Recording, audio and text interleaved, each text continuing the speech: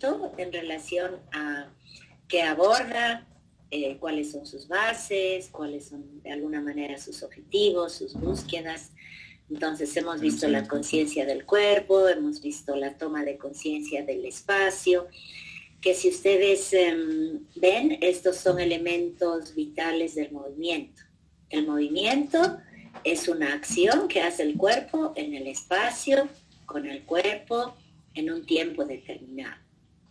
Entonces hemos visto aquí la toma de conciencia del tiempo también y la energía, porque si bien nos movemos en un espacio y en un tiempo, nos podemos mover con diferentes calidades de movimientos y con una energía diferente también. Eso es lo que va a dar la expresividad, ¿no?, a nuestros movimientos.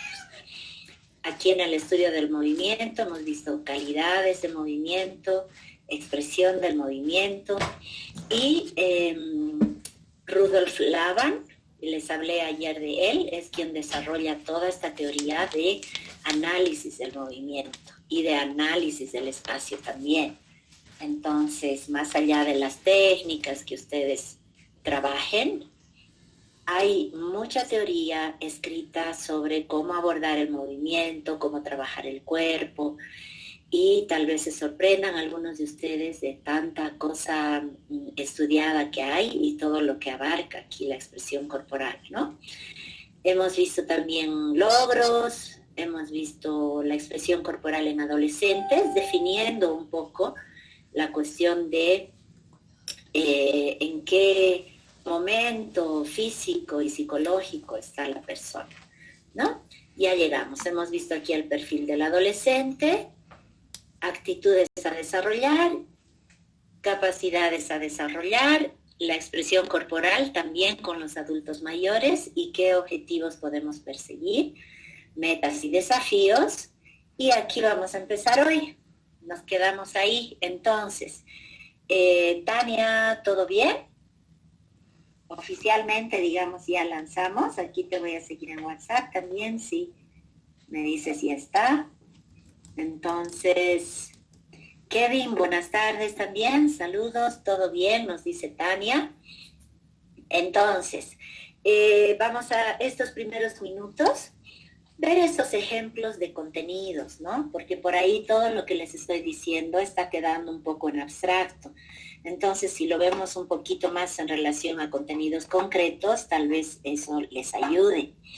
Y de todas maneras, no se preocupen mucho que cualquier concepto, cualquier idea que no estén entendiendo o que más bien quieran aportar porque tienen experiencia en ello, lo vamos a ver en las sesiones prácticas.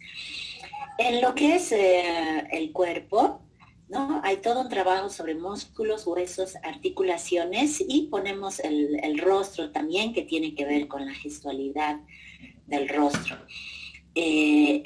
A nivel de la postura, ustedes saben que es súper importante. En la postura podemos ver desde la alineación, el apoyo del pie, la colocación de la pelvis, otros apoyos también que no sean justamente de estar de pie. Tenemos a nivel de acciones básicas de movimiento, ¿no es cierto?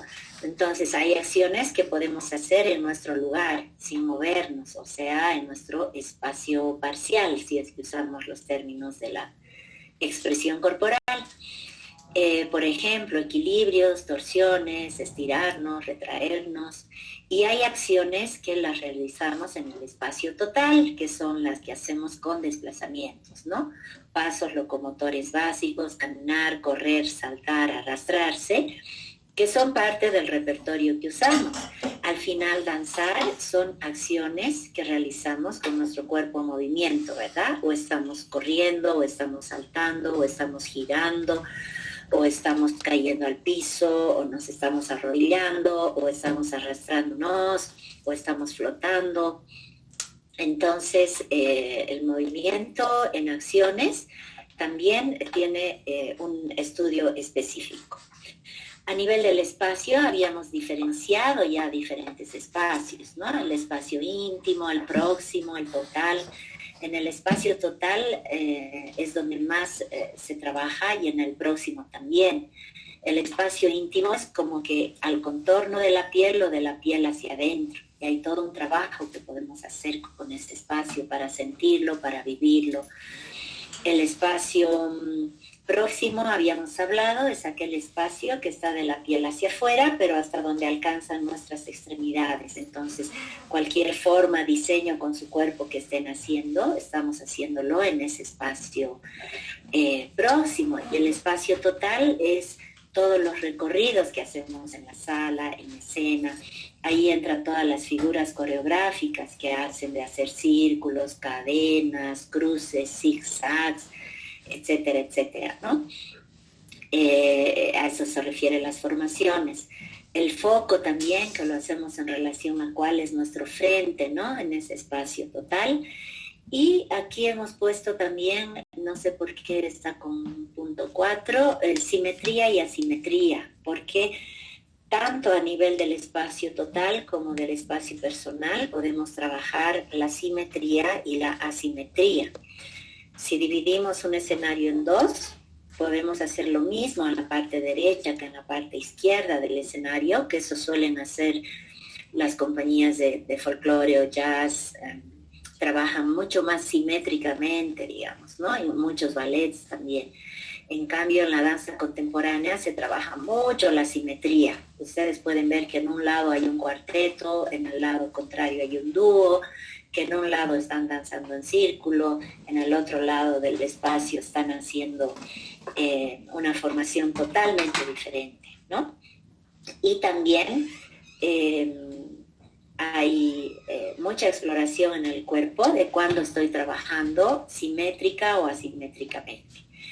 A nivel de tiempo, habíamos hablado también del ABA, ¿no? Habla pulsación, tiempo, ritmo, duración del movimiento. Esa es una listita nada más que recapitula en temas sobre lo que hemos hablado ayer. A nivel de energía se trabaja el peso y gravedad. Ahorita por ahí lo ven como dos palabras. Por ejemplo, peso y gravedad. ¿Cómo yo trabajo esto? Por ejemplo, si le digo a una alumna, vas a girar como un remolino, ¿no? O vas a flotar como una hojita que lleva el viento. Ahí estamos hablando de peso y gravedad. Cambios de energía es hacer algún movimiento súper fuerte u otro súper suave. Entonces la danza no es plana, ¿no? Estamos fluyendo en esos campos de energía también. Y a nivel de cualidades de movimiento, tenemos movimientos fuertes, movimientos suaves, también movimientos ligados, ¿no? Fluidos, movimientos cortados, que son cosas más bruscas. Trabajamos voz y movimiento, trabajamos también el contacto y la improvisación, que ayer alguien preguntaba sobre la improvisación, hay también aquí algunas definiciones. Ahora, en la expresión corporal, más allá de esto técnico del movimiento, para trabajar sobre todo la parte ya psicoafectiva, hay una serie de temas que se le llaman también, están, digamos, como definidos como dinámicas que se pueden trabajar con los grupos. En este trabajo tenemos estos temas claves que solo he listado acá, que son integración, cooperación, atención y memoria, fluidez, empatía, expresión, percepción, confianza, sensibilización y comunicación. En cada uno de estos temas podremos realizar trabajos tanto individuales como grupales, sobre todo grupales, porque nos centramos más en el trabajo grupal cuando trabajamos expresión corporal. Y alguien me preguntaba ayer sobre qué es la improvisación, ¿no? Aquí está un poco definido. La improvisación es una creación instantánea producida por un individuo o un grupo. Designa tanto la actividad misma como su producto. O sea, puede haber un producto que sea una improvisación, o cuando yo la estoy ejecutando es una improvisación. Es una actividad, una herramienta de trabajo alrededor de determinadas guías, pautas, consignas o reglas del juego. Entonces, como les decía ayer, la improvisación no es, solamente escucha esta música y baila libremente. La improvisación es, por ejemplo, pedirle a una persona que cuando improvise el movimiento se mueva solo en espacio íntimo, ¿no? O que se mueva solo en un nivel bajo de espacio, o sea, en el piso, ¿no? Entonces hay 1000 posibles combinaciones de todas estas guías, pautas, consignas que serán dadas en función al tema que estás trabajando y que hayas escogido para tu clase. Es una actividad que se realiza ya sea para internalizar, o sea, introyectiva, que puede llevarte a conocerte mejor, a sentir mejor tu cuerpo, a tener mayor conciencia de tus emociones, de tu corporalidad, o también proyectiva, que es para externalizar y proyectar tus sentimientos, tus emociones, incluso tus virtudes, tanto físico-técnicas, ¿no? Entonces, normalmente en una improvisación pasa todo esto, ¿no? Y como actividad proyectiva, o sea, cuando tú improvisas para hacia el mundo, digamos, hacia afuera, es un modo de expresión, ¿no? La improvisación. A través de una improvisación tú te expresas también. Como objetivos, descargar energía, emociones, descubrirse a uno mismo y a los demás, interiorizar sensaciones o percepciones, desarrollar sensibilidad, sentido estético, confianza, memoria, facultades intelectuales, capacidad de imaginar, afianzar la relación con la música y el ritmo, explorar el espacio, el tiempo, el cuerpo, el movimiento, interactuar y comunicarse de diversas maneras con los demás, con uno mismo también, con el entorno, conectarse con las emociones, el cuerpo, la mente y el movimiento en esta unidad biopsicosomática de la que hemos estado hablando desde el inicio del curso. Esta concepción del desarrollo humano parte de concebir al ser desde ese ser que no es solo un cuerpo con el que estamos trabajando, ¿no? Es un ser biopsicosomático y obviamente un ser emocional, ¿no? Entonces, la expresión a veces se desconfigura un poquito acá. No, lo vamos a cerrar más bien. La expresión corporal es una concepción de la danza. A ver, este es un postulado de Débora Calmar, que ella es una estudiosa de la expresión corporal argentina, y ella define que es una forma de danza, pero dice como actividad organizada la expresión corporal es danza, pero no es un estilo de danza porque no crea un código cerrado, un repetible de secuencias de movimiento, sino que se define y diferencia por su enfoque, su concepto de trabajo, su filosofía y sus fundamentos. Vamos a ver unas características también que ella nombra en relación a por qué concebimos a la expresión corporal como danza. Se basa en una concepción holística del ser. La concepción holística es ese ser multifacético, integrado, ¿no? No es ese ser donde la mente y el cuerpo están en diferentes lugares. Es ese ser totalmente integral, con su parte física, emocional, mental y en sus dimensiones biológicas, psicológicas, sociales y espirituales, de la que tiende a reunir lo sensitivo, perceptivo, motriz, afectivo, cognitivo, sociocultural y espiritual. O sea, abarca todas las esferas del ser humano. Promueve el conocimiento, el cuidado de la integralidad del ser, con respeto por el propio cuerpo y el de los demás. Valora lo particular y único de cada persona. Concibe la danza como una actividad que puede estar al alcance de todos, reivindicando el derecho a bailar de quien desee. Para practicarla no existen límites de edad ni de logros, pues cada persona puede bailar según su etapa evolutiva, sus posibilidades y sus deseos. Esto responde también a alguien que preguntó ayer si se puede hacer danza creativa con todos, danza corporal con todos, ¿no? Expresión corporal. Luego entiende como artístico todo aquello que moviliza la sensibilidad, el sentido estético, la creatividad, la comunicación humana. Entonces, si tendríamos que definir qué es el arte, y vemos que el arte es una actividad que justamente moviliza sensibilidad, sentido estético, creatividad, comunicación humana, podríamos también enfocar a la expresión corporal como un arte, ¿no? Busca la propia identidad en función al despliegue del propio potencial. Entonces, como les decía, esto es Débora Calmar, en la bibliografía se los he puesto, tiene un libro que se llama ¿Qué es la expresión corporal? Y es una de las expertas argentinas más reconocidas en este tema. Tuvimos la suerte de que su hija venga una vez hace muchos años a dar un curso de expresión corporal, que tuve la suerte de hacerlo también, que su hija también es una bailarina experta en expresión corporal. Aquí está, por último, la bibliografía y unas lecturas que Tania ya les ha pasado, ¿no?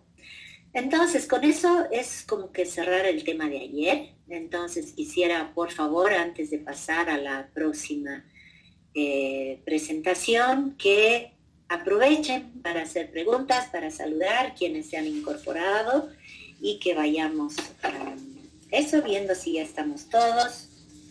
Que me digan también si hay problemas de imagen, cómo está la luz y todo eso, ¿no? Antes de empezar al contenido 3. He visto aquí en la lista que están Anaí, Daniela, Hernán, Jessica, Kevin, Luzmeri, Maciel, Moira, Daniel, Raimi, Rocío, Silvia, Karina. Entonces, ¿cómo va todo? ¿Alguien que nos escriba? Hola, Anaí, desde Sucre, Santa Cruz, Mónica. Bueno, entonces, vamos a pasar al otro tema, que son las competencias de coach. Pero antes de pasar acá, les repito que me gustaría que si tienen aún alguna inquietud, alguna pregunta, algo que de ayer les haya quedado un poco en el aire, o del contenido de expresión corporal, que aprovechen para hacer alguna pregunta al respecto. Desde esta última concepción de Débora Calmar, entonces, podemos hablar que la expresión corporal es danza. Cuando se toma la danza moderna en su parte educativa, se desarrollan estos contenidos también, más allá de todas unas técnicas que hay de los coreógrafos, maestros y pedagogos de la danza moderna y después de la danza contemporánea, ¿no? Aquí, al estar en La Paz, el sol se va y vuelve, por eso es que a veces me muevo un poco, porque ahorita, por ejemplo, se ha ido el sol, entonces voy viendo ángulos de los que la luz está bien. Bien, acá Kevin nos dice, pregunta, muchos confunden la creatividad con jugar en la clase. ¿Cómo se maneja esta situación? Claro, jugar en la clase no es una actividad creativa, digamos, o sea, jugar por jugar. Cuando tú al jugar le pones unas reglas en función a unos objetivos determinados, lo utilizas como método, ahí sí, entonces estás trabajando la creatividad. El juego es una de las herramientas más importantes y más útiles para la creatividad y para el desarrollo de la expresión corporal. Entonces, vamos a jugar a que somos, digamos, autos en la calle, que nos estamos desplazando en esta sala y que no nos tenemos que chocar uno con el otro.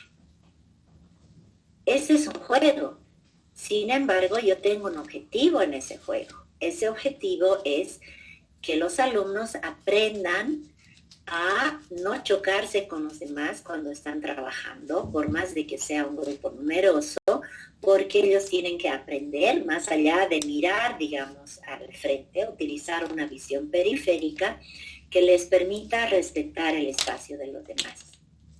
Entonces, estamos trabajando un tema desde el juego pero no estamos jugando así sin sentido, digamos, ¿no? No es ese jugar donde todos llegan y un chiquito se cuelga de la barra o otro se revuelca y empieza a dar, o sea, es una libre expresión, digamos, de lo que quiere hacer.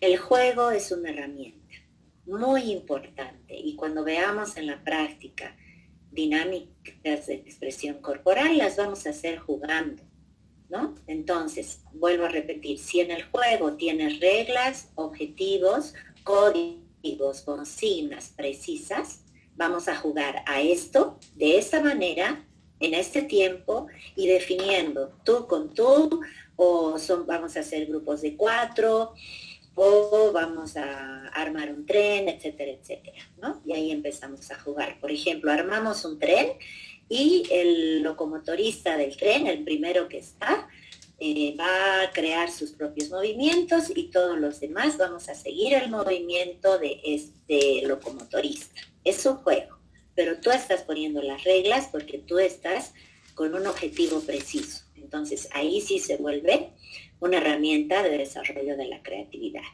¿no? Eso para Kevin, espero haberte respondido. Luego, Luzmeri Quitón, de Cochabamba, nos pregunta, ¿la danza terapia y la expresión corporal vendría a ser lo mismo? Me confunde, pues veo que para ser danza terapeuta no es necesario ser bailarina o tener una técnica específica, pero creo que para la expresión corporal, creo que sí. A ver, entonces, la danza terapia y la expresión corporal. Desde el mismo hecho en que lleva el nombre de terapia, estás usando un método de expresión corporal o de lo que tú quieras con fines terapéuticos. ¿Qué quiere decir? Que tus objetivos van a ser terapéuticos, ¿no?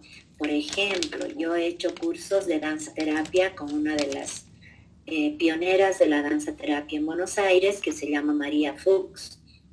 Ella tenía un curso con sordomudos, ¿no? Y yo entré a la clase porque entraba a los horarios que podía y no sabía que había 4 mujeres sordomudas en esa clase. Y el objetivo de la clase era ayudarlas a descubrir la música, ¿no? Desde el trabajo de danza terapia, ¿no? ¿Cuál era el objetivo ahí? Un fin, digamos, dirigido a ese objetivo concreto que es terapéutico. La danza terapia tiene también sus reglas propias, tiene sus metodologías, pero trabaja en función a estos contenidos de expresión corporal. Si ustedes quieren, la expresión corporal es un paraguas enorme que lo puede usar la danza educativa, la danza creativa, la danza terapia, inclusive por ahí de alguna manera se relaciona también con la biodanza. Entonces, pero no llega a ser lo mismo, ¿ya? La danza, la expresión corporal tiene sus objetivos precisos, sus contenidos precisos. La danza terapia es trabajar el movimiento. Por ejemplo, también yo trabajé con mujeres operadas de seno, de cáncer, y era para reafirmar su autoestima, para reafirmar su desvalorización corporal de alguna manera, ¿no? Sin embargo, que no son lo mismo, en la danza terapia tú tomas contenidos de la expresión corporal, ¿ya? Pero los objetivos, digamos, llegan a ser diferentes, ¿no? Luego, la expresión corporal se debe aplicar mucho en lo que es la biodanza, nos dice Viviana. En realidad, la expresión corporal se trabaja en toda técnica de movimiento, digamos, menos las disciplinas deportivas, ¿no? Entonces, como les decía, es como un paraguas, es un todo, la expresión corporal. Y de ahí, cada otro técnica, digamos, va a tomar de la expresión corporal lo que más les sirva. Por ejemplo, ustedes, si son profesores de danza folclórica y quieren trabajar que sus estudiantes tengan un mayor grado de expresividad, que no lo pueden conseguir con los pasos que les enseñan, ahí tienen en la expresión corporal una herramienta. Entonces, por ahí sería súper lindo decir, bueno, quiero llegar a las personas, quiero aportar a su desarrollo humano, quiero llegar a sus emociones, a sus sensaciones.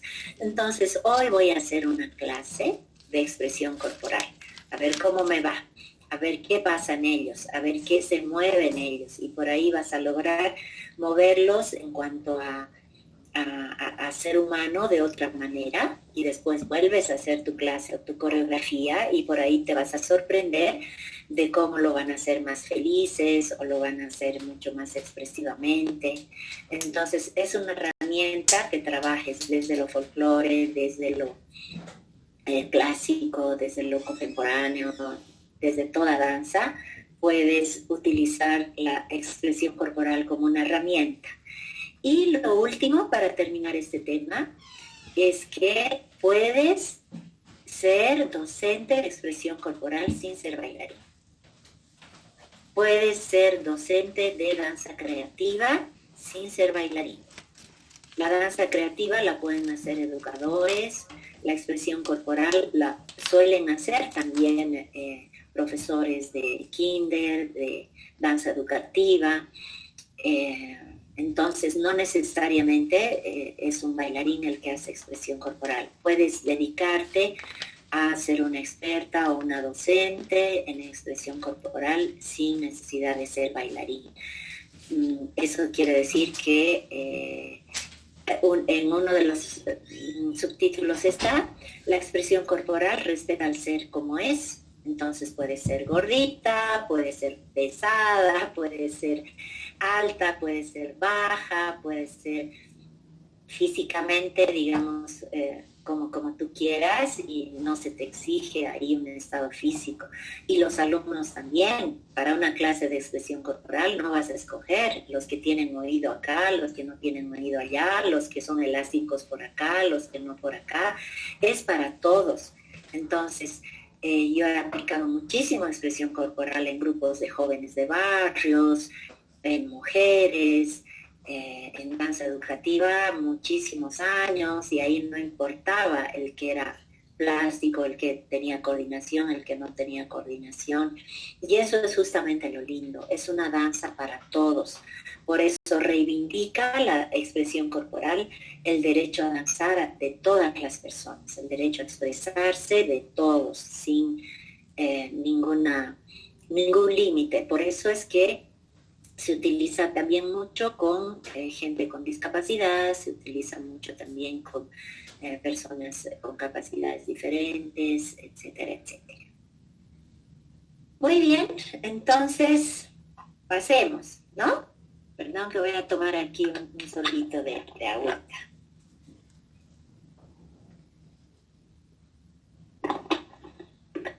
¿Hasta acá todo está bien? A ver, una última cosita que pregunta Maciel. El estudio del movimiento es muy observativo, hasta en el tipo de marcha podemos darnos cuenta del tipo de emociones que conlleve su personalidad. Niño grande, deberíamos tomar clases de psicología básica para ayudar en sus emociones y guiarlos más en cómo poder expresarse. Mira, si tomas cursos de anatomía básica, psicología básica, realmente son contenidos que sí deben haber en cualquier formación docente, así seas bailarín o estés aprendiendo a ser docente de cualquier otro género o incluso cualquier otro arte o cualquier disciplina, porque desde el mismo hecho en que estás trabajando con personas, que eres responsable de un grupo, tienes que saber un poco dónde te estás metiendo, ¿no? Entonces, es muy cierto que a través del movimiento tú puedes conocer a la persona, ¿no? Porque el movimiento es un reflejo de lo que somos. Hemos dicho que no tenemos un cuerpo, somos un cuerpo. Entonces, al caminar estoy mostrando lo que soy. Al hablar estoy mostrando lo que soy, ¿no? Al danzar estoy mostrando lo que soy también. Entonces, definitivamente, la postura, la forma de caminar, La expresividad corporal nos está dando cuenta de la personalidad de cada persona, ¿no? Eso, Maciel. Voy a pedirles que ya no hagan más comentarios o preguntas sobre el tema anterior, que si los tienen, los anoten, los apunten para cuando nos veamos o los dejen aquí escritos. Acá nos piden un libro en el final de las diapositivas que van a tener. Ahí dice bibliografía.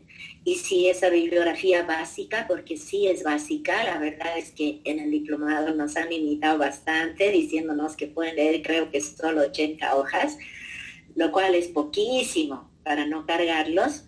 Entonces, me preguntan, ¿sí? Ahí yo les puedo pasar bibliografía en relación a la inquietud que tengan. Muy bien, entonces vamos a empezar dentro de este módulo de desarrollo humano. Vamos a ver competencias de coach. Les había hablado que abordamos el coach ontológico. Toda esta historia del coach es una disciplina muy contemporánea y es desde ahí que les voy a dar este tema.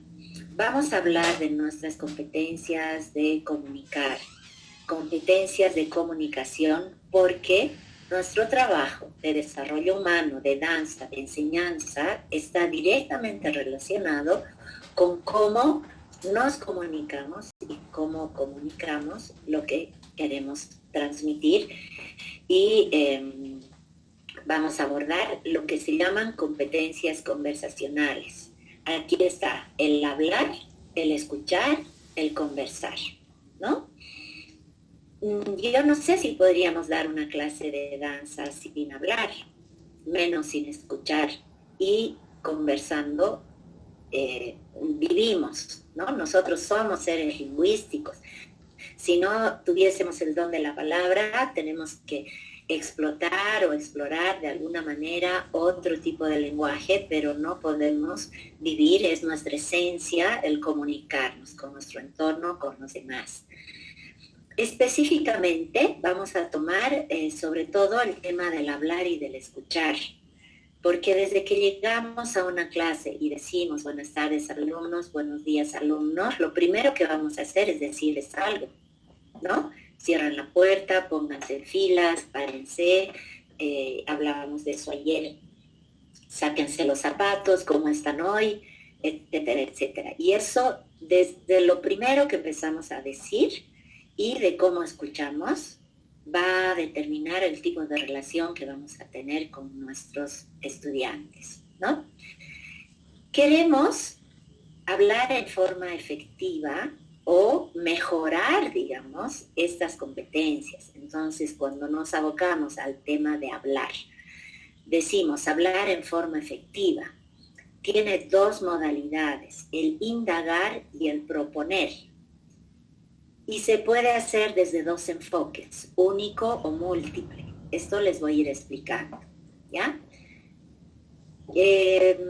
Cuando yo hablo o estoy diciendo cosas, o sea, estoy proponiendo, digamos, cuando estoy contando algo, cuando estoy explicando algo, estoy proponiendo. Pero cuando les digo, ¿han entendido? ¿O está claro? ¿O quisieras hacerlo otra vez, digamos? ¿O quisiera entender lo que estás haciendo? Cuando estoy preguntando, cuando me estoy preocupando por la otra persona, a eso se llama indagar. Y yo puedo hacer ambas cosas desde un enfoque único o un enfoque múltiple. Vamos a ver las diferencias acá. Por ejemplo, si yo hago desde un enfoque, hay personas que viven en un enfoque único.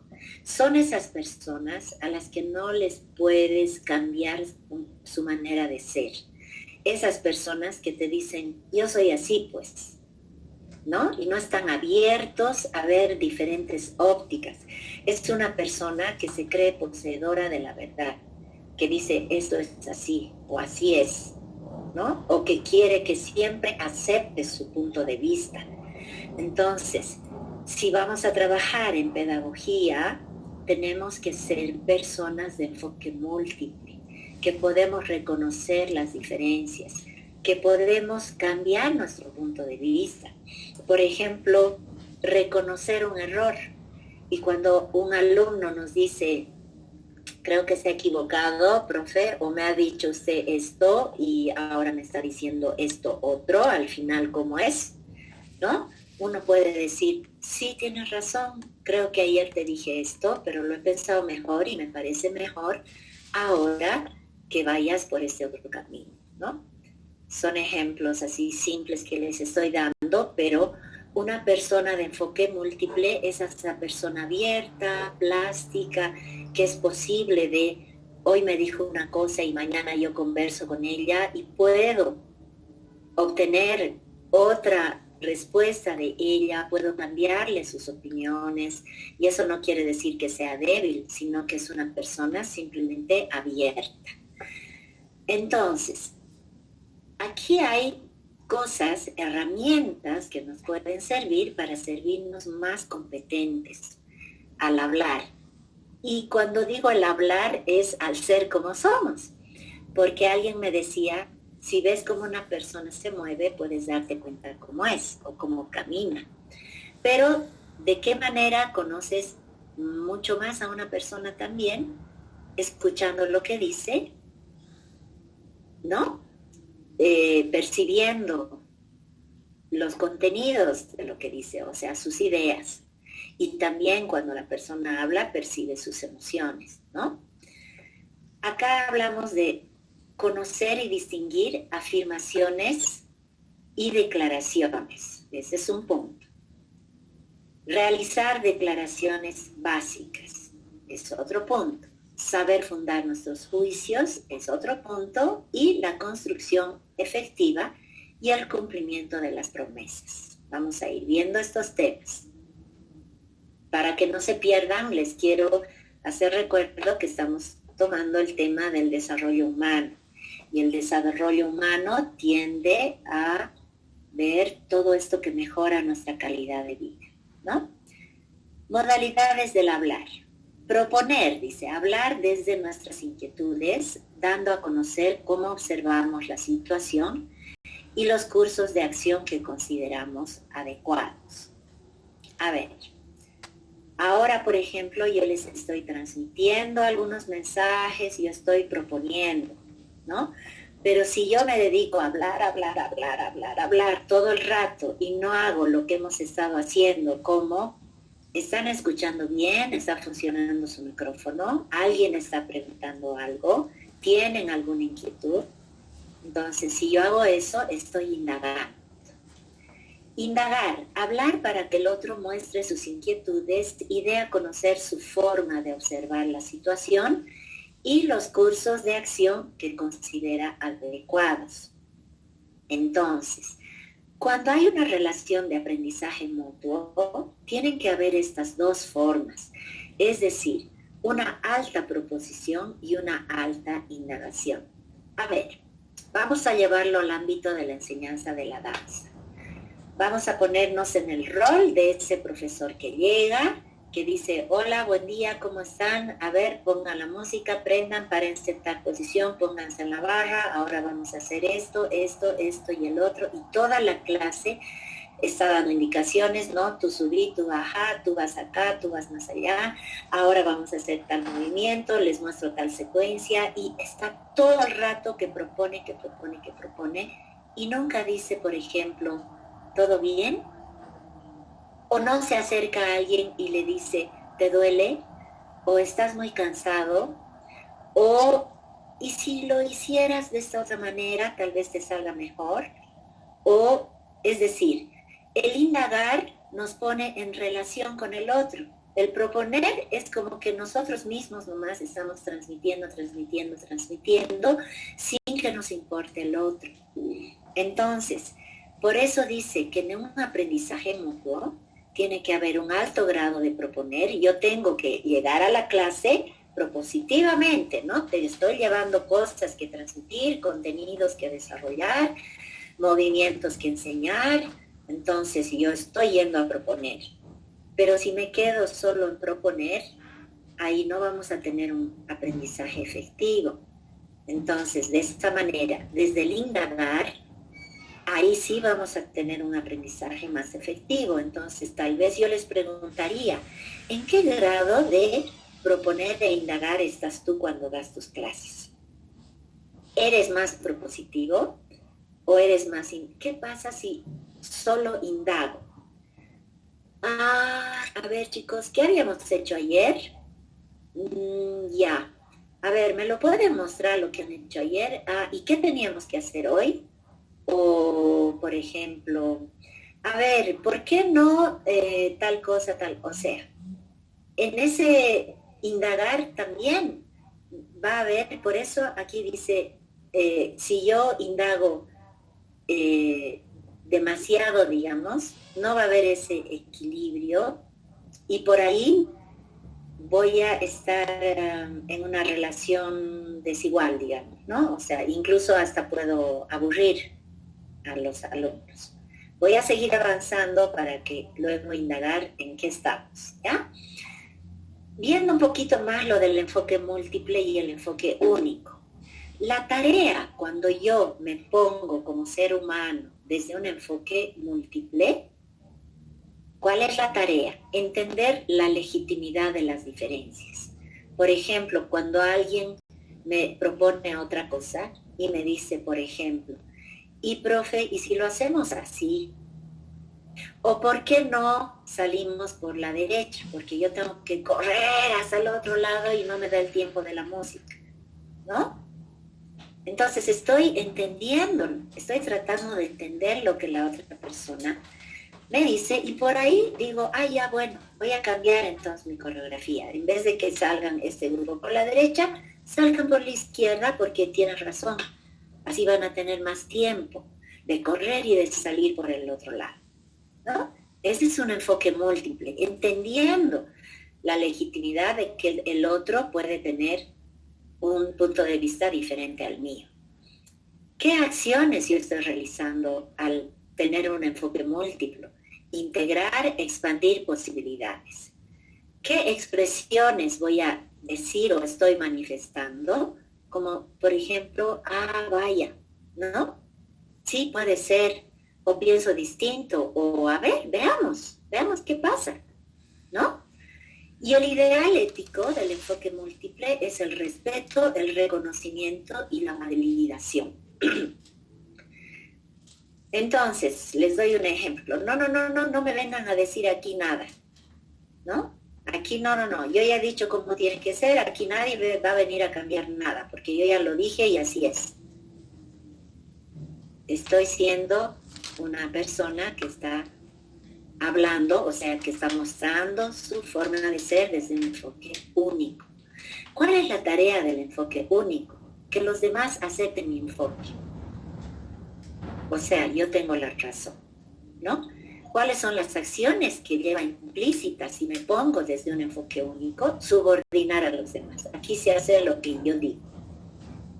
Neutralizar al otro, por ejemplo, hay un alumno así brillante, medio chistoso, que es creativo y quiere proponer algo y yo lo callo, no lo escucho, simplemente lo invalido, estoy tratando de eliminarlo, no lo tomo en cuenta, ¿no? ¿Con qué expresiones uno está desde el enfoque único? Estos son ejemplos nomás. Por ejemplo, ya he dicho, ¿no entiendes? ¿No estás entendiendo? ¿O qué cosa no estás entendiendo? ¿No? ¿O por qué no entiendes lo que yo te quiero decir? O simplemente negar y decir, no, esto no es así. No es así como tú lo estás diciendo. ¿Y cuál sería el ideal ético? Digamos, la tolerancia. ¿Qué quiere decir? Bueno, te tolero, digamos, ¿no? O lo tolero a este alumno. Ya, lo tolero, pero ahí está, digamos, ¿no?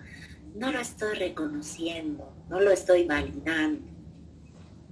Entonces, aquí también yo les pediría que ustedes se cuestionen en qué momentos actúo desde un enfoque múltiple y en qué momento desde un enfoque único. Y esto es bien interesante como seres humanos porque a veces somos de un enfoque múltiple, por ejemplo, con nuestros compañeros de trabajo, ¿no? a todos, o con nuestros amigos, a todos les escucho, me dejo influir. Si un amigo me dice, oye, pero ¿por qué esto? ¿Por qué no el otro? Sí, ya, bueno, ok, vamos, ¿no? O con mis colegas, soy así muy abierta, de un enfoque muy último. Pero por ahí llego a mi casa y mi hijo, mamá, no. ¿Por qué? Porque ya he dicho. ¿O por qué? Porque soy tu madre.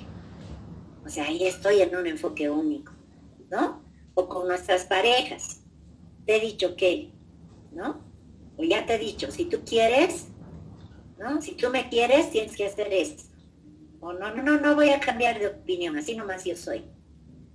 Entonces, fíjense cómo a veces somos de enfoque múltiple en algunos lugares o con algunas personas y somos de enfoque único con otras. Entonces, aquí la pregunta que yo les dejaría es reflexionar. Es una reflexión en el sentido de decir, ups, ¿cómo soy yo? ¿Cómo me desarrollo en ese sentido? ¿Con quiénes soy abierta y con quiénes soy así, de enfoque único?